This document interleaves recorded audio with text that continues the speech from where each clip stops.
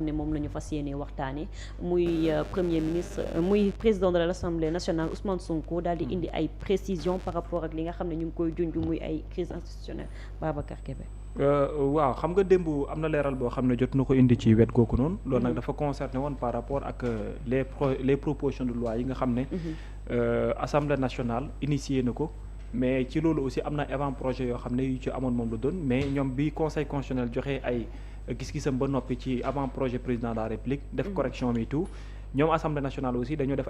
ay proposition de loi pour fas yéene ko jëmal ginnaaw bi ñu ci waxtaanee commission bu noppi jébbal ko le président de la république laaj ko ci li nga xam moo di xalaatam ñoom ci lañ am tontu boo xamante ni mu nga bàyyeekoo ca président de la république ñëw fi nga xam ne moo nekk assemblée nationale notamment ci yoxoy ñi nga xam ne ñoo di assemblée nationale précisément le président de l' assemblée nationale. démb bi ñuy door li nga xam ne moo tukkee ci wàllum proposition de loi pour amal liggéey bi ci le président de l' assemblée nationale mu di monsieur Ousmane Sonko ci la préciser également aussi que jot nañu l' avis du président de la république. c' est vrai avis boobu noonu lu confidentiel moom lay doon mais su ko neexee peut-être que ñoom mën nañ ko rendre public wala ñu wax nangam ak nangam mais ñoom defuñu ko. par contre li nga xam ne moom la préciser mooy. lu jëm ci wàllum avis boobu nga xamante ni jot nañ ko bien avant muy dem dafa am presse bu taxaw wala ñu baree bari ñu fësal ne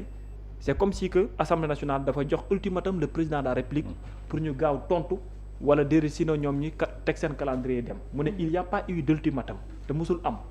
loolu démb le président de l'assemblée nationale Ousmane Sonko précisé na ko. benn bi nga xam ne aussi teguwaat na ci mooy que ne li ñeen nañuy jàpp ne mën a nekk crise institutionnelle bu yeboo nañ dem feneen parce que ni ñu koy théoriser ak ni ñu ko bëgg a waxee fii crise institutionnelle amu fi. nee na kenn ku ci ne dafa am loo xam ne sa cëggal guy moom la doon. yoon am loo xam ne loolu la la jox comme ay prérogatives notamment au niveau de la constitution ci li la yoon jox ak li la constitution rëddal kenn ku ci ne na dem ci ay mbiram ba mu jeex tàkk.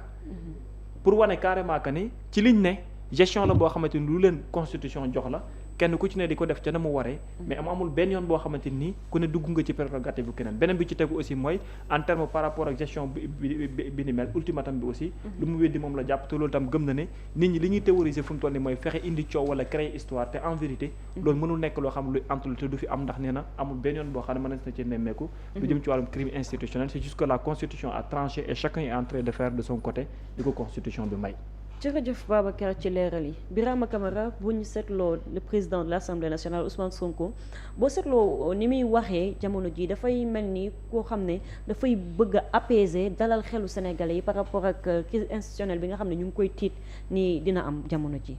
waaw xam nga bu ñenn ñi di ko théoriser boobu ba léegi. jafandu ci rek ni duñ ko bàyyi. mu nekk loo xamante ni kenn dund ko. kenn gisu ko te kenn ñaanu ko yàlla yow nga ni force crise institutionnelle moo am au sommet de l'État mais il est aussi bon de rappeler aux Sénégalais que ni lii ñenn ñi di jéem a théoriser di ko bëgg a gàtt di ko gàtt nga di ko bëggal réewum Sénégal je vous assure que fii ma toog ak posture bi ma am loolu dinaa garanti ba du am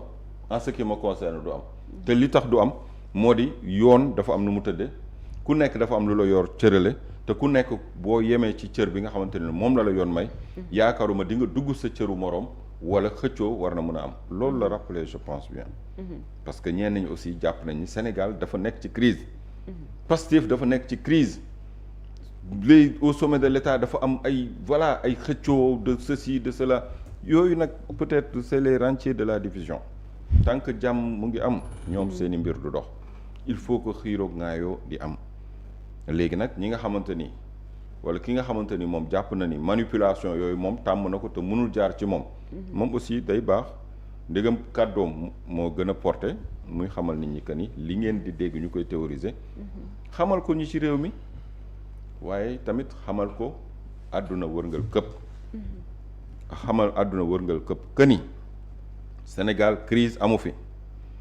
crise wax na ko ci médias étrangers yi crise amu fi te crise du fi am pourquoi du fi am parce que lii la suñu yoon tënk te ku nekk dina yem ci li ko constitution may say prérogative amaana boo ci yemee doo dugg ci cëru keneen loolu dafay baax parce que aussi am na noo xamante ni noonu la ñu bëgg a jaay Sénégal pour ñenn ñi voilà parce que ci division bi aussi wala ci crise tamit bu installé wu ñu bëri dañ ci gis seen bopp ñi nga xamante ni foo leen fekk bu ñuy nelaw sax dañuy tiit naan dialogue bëgg nit ñi di dialogue di ñu créer ay dialogue ak yoo xamante ni voilà amul benn njariñ ñooñu tey buñ sañoon tey dëkk bi taxaw temb waaw ñu ni waaw nañ leen toogaat waxtaan ñii organiser ko ñii di dama ko dikk di wax fii di wax fële. ci noonu la ñuy régler waale seen i mbir te loolu ba léegi mënagul sotti mu nekk donc wax ju am solo pour garantir mais pour rassurer. il faut nga rassurer surtout les partenaires financiers les partenaires bilatéraux multilatéraux xamal leen ni li ñu leen di jaay ci Sénégal amul dara lu koy firndeel amul sax benn once de chance pour loolu war a mën a nekk parce que ay nit yu responsable ñoo fi nekk ay nit yoo xamante ni ils ont été bien formés. te xam nañ ni l'intérêt supérieur de la nation prédomine. sur les intérêts politiques les intérêts particuliers ak nen ni léegi. mu wax aussi lu am solo chaque fois day rappeler li nga xamante ni moom moo di prérogative assemblée nationale depuis ba mu ñëwee assemblée nationale ba léegi. cër bi mu ngi rappeler cër bi assemblée nationale am. di wane ni li assemblée nationale war mooy li ko yoon may te loolu dana ko jëfe ba mu mat sëkk pour wane ni assemblée nationale xaw ma ban dayoo la amoon bërki démb ak démb waaye bi yoon dina am dayoo bi nga xamante ni mooy li ko nation bi ak li ko constitution bi cërale donc le rappel profite aux croyants c'est ce qu'on dit souvent wax na ko démb c'est ça il convient de le rappeler loolu la wax xam nga bi mu wax loolu la njëkk a wax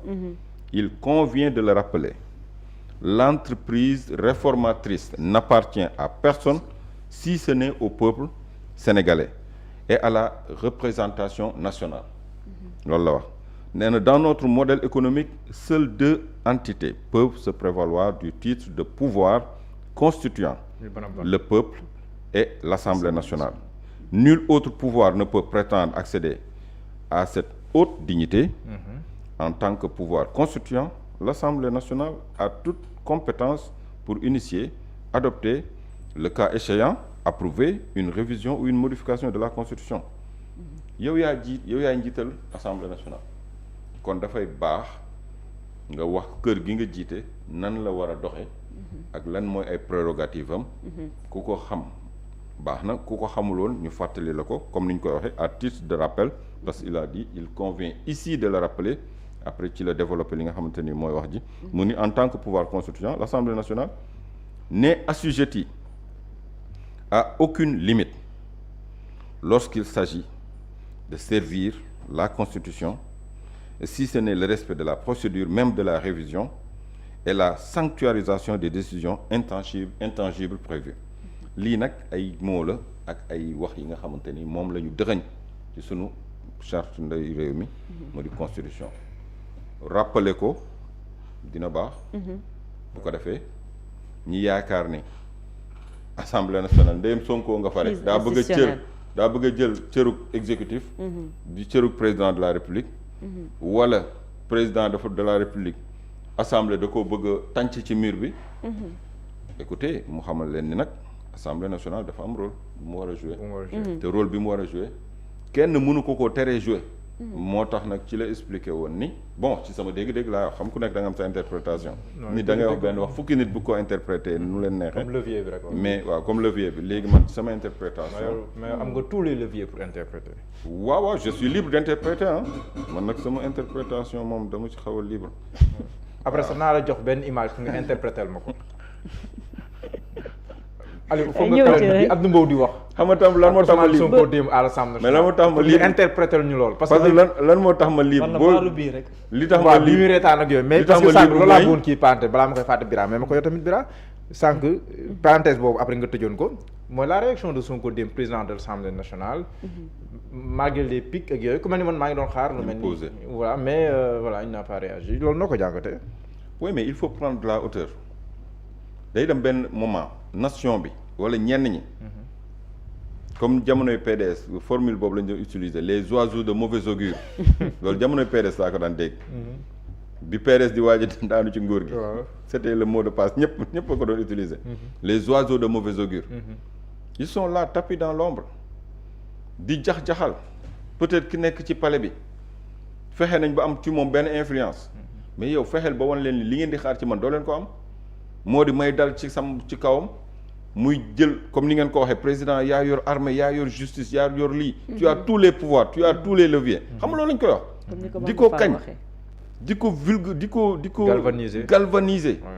mais lan lañ ci bëggu pour pouvoir yooyu mu jëkkati ko dal ci kaw ki nga xamante ni ñoom mooy seen ennemi wala mooy seen cauchemar muy Ousmane Sonko jël les pouvoirs de l'État comme ni ko ñenn ñi doon defee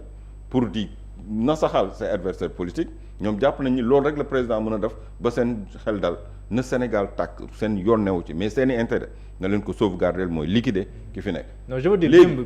non waaw foofu laay waxee. léegi dal gi mu am mooy wane ni posture bi ngeen di xaar ci man comme je suis quelqu'un de belliqueux d'impulsif. de cela Ousmane Sonko boobu ngeen di xaar yaakaar ni yéen ay actionné moteur bi di ngeen xam ni du yéen a may defloo wala yéen a may toogloo au contraire man maay xool ni ma ko bëggee mu demee noonu jàmm la ñu bëgg ci réew mi nous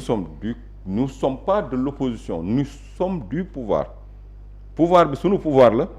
même bu fekkee dañu yor exécutif dinañ jouer pleinement sunu rôle te du ñu indi benn tension wala crise ci réewum Sénégal léegi nag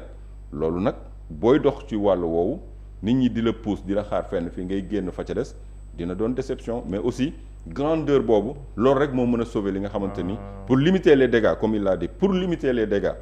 pour ne pas jeter le bébé avec l'eau du bain il faudra tout faire pour que fañ lay xaar mu bañ a am crise nga bañ ko installer ci Sénégal comme nee nañ ndaw ñi kenn waru leen woon jox pouvoir ndaw ñi dañu lii dañu laa dañu ànd ak fugg nga def le tout ba ndaw ñi seen gestion réew mi malgré leur divergence dinañ jël de la hauteur xam lan la république lan mooy république xam lan mooy politique lu ci nekk ñu wutal ko limite pour ëllëg ba tax na gis naa ni dal gi bu ko continuer biir assemblée nationale dina nekk lu am solo puisque El Malick jaar bi mu jaar assemblée nationale gis nga toujours souriant tout le temps souriant il faut être ferme il restera ferme l'autre aussi je pense que il viendra avec sa marque mooy Ousmane Sonko dinañ xam ni Sonko moo nekk assemblée nationale il y aura pas de laisser aller mais aussi fi ñuy yaakaar ni mën nañ ko fa yóbbu sur place Abdou Mbow mais ñoom bu ñu ñëwee dafa am xam nga ñoom bu ñu ñëwee dañuy ñëw pour benn but ñëwuñu pour jouer leur rôle de parlementaire après dem parce que Abdou Mbow boo xoolee yenn comportement am yi muy def ci biir assemblée nationale mais tu sens que lii ci quelqu'un boo xamante ni def nga plus de 10 ans ci biir assemblée bi da ngay yaakaar ni kii c'est un non démb jàngal na Guy Marius Sagna règlement intérieur article 80. xamu leen dara dam leen jàngiwaat bon yooyu c'est entre politique yooyu moom c'est entre politique xaj na seen biir mais lu mu ci mën di doon ku nekk rôle bi mu am li texte yi permettre président dafa am ñu ko wër di ko ubbil texte yi di ko wax di ko rappeler texte yi lu mu soxla ñu ubbi page bi automatiquement mu xool lan la ci loi wax appliquer ko te je pense que gestion boobu dina nekk lu am solo mais di nga gis nag foofu ngay sentir un manque de courtoisie Assemblée nationale les députés qui considèrent Sonko comme leur cauchemar ils vont jamais l'appeler monsieur le président ils vont jamais l'appeler monsieur le président bu huissier bi di jóg sa naan monsieur le président de l'Assemblée nit ñi jóg y a certains qui vont jamais se lever maa ngi jox sama mbokk yi yor caméra yi bu Sonko di duggati dee leen filmer ñenn ñi ñu ko foog ils vont jamais se lever seen être républicain di nga xam ndekete dafa am ay limites parce que la haine prédomine la haine domine submerge certains nee naa la on te donne la parole ki la jox la parole sax est-ce que tudd na sa tur laissez dama dégg rek mu ni honorable vous avez la parole moom sax il n'a pas cité le nom de Abdou Mbow dem war na ko cité tamit xam nga j'ai ça c'est juste une remarque que j'ai faite war na ko tudd j'ai ma gis ni mu ngi daan bon kon honorable vous avez la parole chers collègues xaw ma honorable vous avez la parole honorable ñëw ni monsieur le ministre oui mais par courtoisie da nga doon gis nga dégg mu ñëw nga ni merci monsieur le président nangam mais da nga gis bi mu ñëwee dañu ko monsieur le ministre yow xam nga accords yi nii ba l'ex premier ministre limogé nekk ba pare te moom moo doon wax naan tribune kii bi non warul nekk foofu wax ci ay waxum politique ak mais la réalité elle est là Sonko est le président de l'Assemblée nationale ba ñuy voté yaa doon wax gars yi allez génn leen ñu topp sa ginnaaw di génn léegi mu ngi ci perchoir bi te il restera là-bas léegi comment faire il faut que tamit lépp looy def peut-être man jàpp naa ne Abdou Mbow am na beneen personnalité bu mu war a dégager ci biir assemblée bi parce que Abdou Mbow c'est un doyen rôle bi mu ngi ci Abdou Mbow plus de 10 ans il est député à l'Assemblée nationale Macky Sall nekk na 12 ans président assemblée nationale ak 2 ans yu mujj yi boobu ba léegi Abdou Mbow il est Abdou nekk na sa vice-président assemblée nationale. oui mu ngi jaxase carte yi de. doon toog ci perchoir bi di diriger. Sadio mais Abdou Mbow tey ngay gis moom ngay gis nii tey muy def fii muy def nii mais da ngay gis ni Abdou Mbow moo waroon di calmer ci expérience bi muy wax. day rappeler pourtant ba léegi ay leçons lay joxe. non pas rappeler sur les gars yi duñ ko may dara dañ koy attaquer moom tamit mu leen di rappeler ay leçons. mais waroon na mën a wane loo xamante ni képp ko war a wax ci moom di nga am kersa parce que da ngay xam ni kii c'est notre doyen à l'Assemblée même bu dee man de l'opposition dafay ñëw sax di ma jox ay conseils wu man war naa ko mën a sàkku ci moom parce que moom fi gën a yàgg te surtout que APR def na ko coordonnateur à Thiès. waaw là il joue loolu c'est une mission très importante xam loolu lan lay tekki. mosoo nekk tête de liste bi yoon fexeel ba nekk tête de liste ci local yi di ñëw ndax tu es le coordonnateur de l'APR tu es le coordonnateur de l'APR à Thiès na nga fexe ba laaj ville de Thiès munoo non tu peux pas comme ça. war a jàkkaarloo ñoom Birame Souleye Diop ak ñooñu quoi. loolu kay day wane ne mu ngi joué rôle bu am solo ak Babacar Diop ak xam nga problème bi mooy. loolu day wane ne déjà mu ngi joué rôle bu am solo. non loolu dañ ko mettre devant xoolal dañ ni ko il faut aller au charbon nag cette fois-ci. jàmbaar il faut aller au charbon. tu es le coordonnateur ay Augustin Tine. waaw capitaine moom bu la ko takkalee. waaw mënatoo des ay Augustin Tine nag ay ñoom bon Maodo Malick Mbaye bon di l'autre côté ak kan encore bëri na Thiès kay saa yi bëri woon na APR Talla Sylla sax nekkoon na fi da APR APR la ci roccee quoi ak ñeneen léegi nag comme tu es le coordonnateur te APR tamit kenn gënu la fa yàgg da nga yàgg APR bañ koy sos 2008 ba léegi yéen a jógeendoo PDS ni cabax biir APR donc samp nañ la comme coordonnateur comme le patron de l'APR à Thiès kon échéance yi di ñëw nag sëñ bi yaa war a jiite te booy jiite nag xanaa nag ville de Thiès non seulement yaa war a def dispatching Thiès nord Thiès est Thiès ouest yaay classé ñi war a assurer mais aussi na nga assurer yow it ce leadership à Thiès et pour ce faire il faudrait que peut-être nga laaj la ville de Thiès loolu moom waxuma la Thiès est de ay côté Diamaguène fi mu dëkk non ville de Thiès ci boppam da ko war a assurer. le président de l'Assemblée nationale moom tamit na bàyyi balance waaw il balance toujours il balance waaw il balance loolu xeetu kokkali la waaw loolu kokkali la il balance comme ni ko ndaw si waxoon il balance loolu kokkali la comme balance bi neexul leen mais saa toog tamit figé benn place ni kekk man fii sama chaise bi rek maa ngi balancé